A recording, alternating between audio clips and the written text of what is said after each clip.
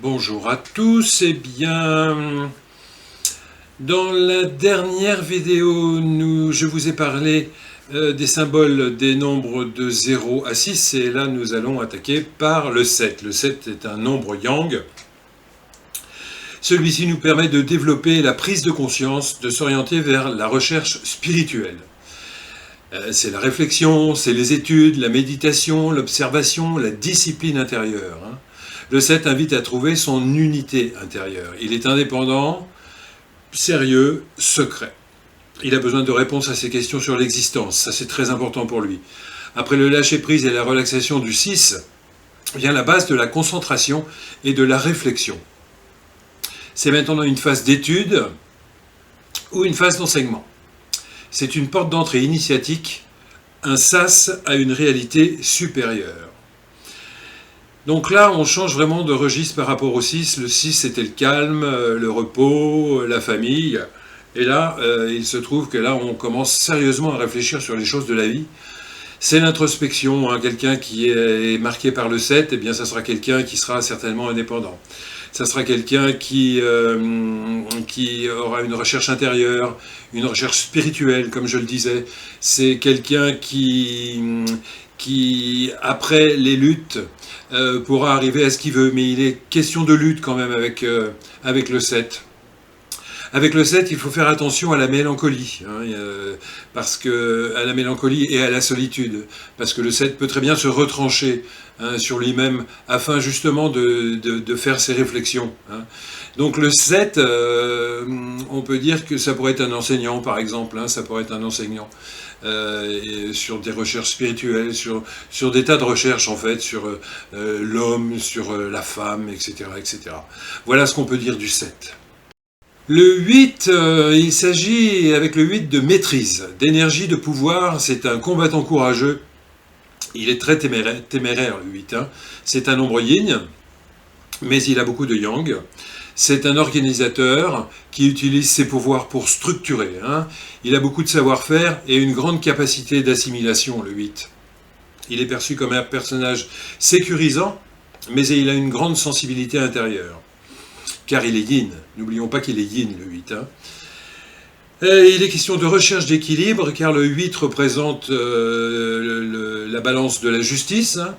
Le 8, c'est la puissance d'organisation et de réalisation.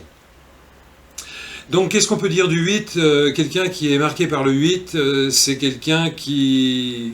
On peut résumer ça au chef d'entreprise. C'est quelqu'un qui sait organiser, qui sait diriger, qui a une certaine stratégie. Le 8, c'est aussi les finances.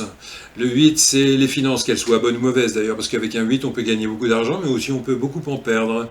Et le 8, c'est vraiment le chef d'entreprise, le 8, avec tout ce que ça comporte. Le 9, alors le 9 met en lumière une démarche altruiste. Il invite à faire le bilan intérieur puisqu'il termine le cycle de 9 ans justement. On arrive en année 9, on fait le bilan. Pas question en année 9 par exemple de commencer une entreprise. Ça n'est pas le bon moment. On commence une entreprise en 1 ou en 3 ou en 5 par exemple. Mais en 9, il vaut mieux faire le bilan des dernières années passées pour avoir une meilleure vue sur le prochain cycle à venir. Le 9 a beaucoup d'intuition, de sensibilité, de sagesse, il a une vocation sociale et humanitaire, il a un fort désir de connaître d'autres façons de penser, il suggère de nettoyer la poussière des lunettes de la conscience afin de s'envoler au-delà des intoxications médiatiques et culturelles. Donc on sent vraiment qu'on change de niveau, là, on décolle de la Terre, là.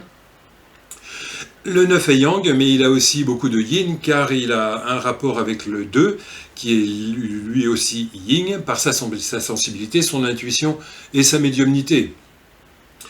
Le 9 incarne l'importance du travail intérieur qui permet de distinguer la vérité de l'illusion, c'est quand même très important.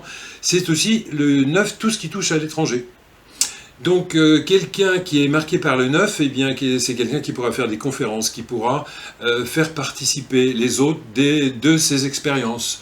C'est quelqu'un qui pourra faire partie d'une organisation humanitaire. On sent vraiment que là, on s'envole vers un niveau humanisme mondial, par exemple. Donc avec le 9, voilà ce que veut dire le 9. Alors, après le 9, je vous ai un peu menti, parce qu'en fait, il reste encore 3 nombres, que l'on appelle les maîtres nombres, qui sont le 11, le 22 et le 33. Les maîtres nombres décuplent un peu, si vous voulez, la force par rapport au 11 du 2, puisque c'est 1 plus 1, par rapport au 22, c'est le 4, puisque c'est 2 plus 2, et par rapport au 6, pour le 33, puisque c'est 3 plus 3. Donc le 11 est un porteur de grande intuition, de magnétisme et de charisme. Il a un rapport avec le 2, donc comme je vous le disais, qui invite à travailler sur ses émotions. Il faut faire attention au côté tyrannique du 2 et autoritaire, parce que du 11, pardon, parce que le 11 c'est 1 et 1, on a 2 1, et on avait vu au début, dans la dernière vidéo, que le 1 c'était l'autoritaire et l'énergie. Donc il faut faire attention avec le 11 de ne pas utiliser trop son autorité et sa tyrannie. Le 11 est très ambitieux, hein, il est fait pour faire avancer les choses, c'est une intelligence subtile, il demande aussi une clarification au niveau des rapports avec la mère, parce que 1 plus 1 ça fait 2, et on a vu dans la dernière vidéo que le 2 correspondait à la mère. Donc il faut faire attention à ça. Hein. Le 11 est parfois un indicateur de guérison par le magnétisme qui pourrait servir les autres. Maintenant passons au 22. Le 22 c'est un grand constructeur, mais avant d'atteindre le 22, il faudra construire et stabiliser le 4.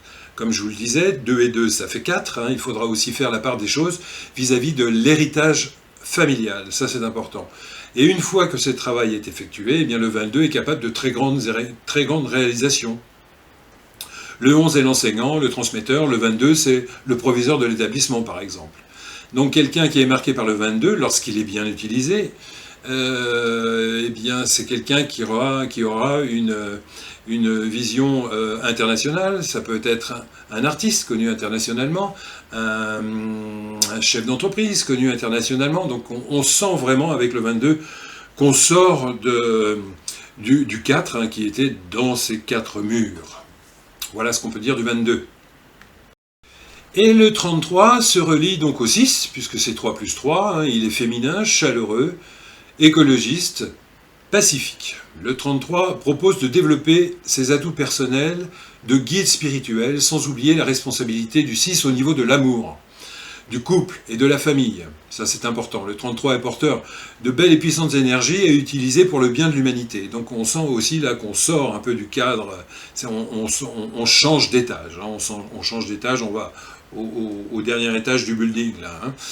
Qu'est-ce qu'on peut dire du 33 ? En fait le 33, pour résumer le 33, ben, c'est simplement un guide, mais ce qui n'est déjà pas mal d'ailleurs. Voilà, on a fait donc le tour de tous ces numéros de 0 à 33, tous ces nombres de 0 à 33. Donc si on fait un petit récapitulatif. Le 1, ça représente l'entrée dans la vie, la formation de la personnalité. Le 2, ça représente la personne que l'on va rencontrer, les associations, les communautés. Ce qui va nous permettre de créer avec le 3. Une fois qu'on a créé avec le 3, eh bien on va se stabiliser avec le 4, on va former les 4 murs de la maison pour se rassembler à l'intérieur. Une fois qu'on a terminé avec le 4, on se dit, bah, puisque maintenant on est bien installé, on va aller voir d'autres univers, d'autres paysages. Avec le 5, hein, on va avoir envie de voyager, de prendre du plaisir aussi, hein, parce que le 4 c'était le carcan. Donc le 5, bon, on s'évade avec le 5, hein, ce qui est pas mal. Et puis une fois qu'on a terminé avec le 5, on se retrouve avec le 6. Le 6, vu les élucubrations du 5, eh ben on va se reposer maintenant, on va s'occuper de notre corps, du bien-être du couple, de la famille, on va s'occuper des autres aussi, hein, avec le 6. Et puis vient le 7.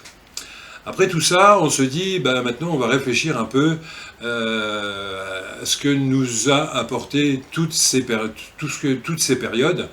Et là, on rentre dans une introspection. On commence à chercher des réponses à ces questions intérieures, etc., etc. On cherche un peu plus d'indépendance. Hein.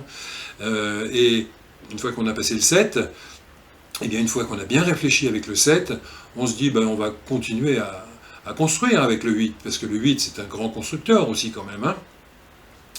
Donc, eh bien, nous voilà repartis dans l'organisation, le travail, etc. Et puis une fois qu'on quitte le 8, on arrive dans le 9. Et avec le 9, qu'est-ce qu'on fait? Eh bien on fait le bilan de toutes ces années passées, 1, 2, 3, 4, 5, 6, 7, 8, pour recommencer un cycle dans la mesure positive avec le 1 qui s'annonce. Voilà, bah écoutez, j'espère que j'ai été clair dans mes explications, que ça vous a intéressé, évidemment. La prochaine vidéo, je pense qu'on va s'intéresser à l'inclusion, puisque j'en ai parlé dans les 2 dernières vidéos. L'inclusion d'une personne, un nom que je vais prendre au hasard. Et puis, vous verrez, c'est extrêmement intéressant, car la numérologie est vraiment passionnante. Et j'espère vous passionner avec tout ça d'ailleurs. En tout cas, merci de m'avoir écouté à nouveau, et à très bientôt.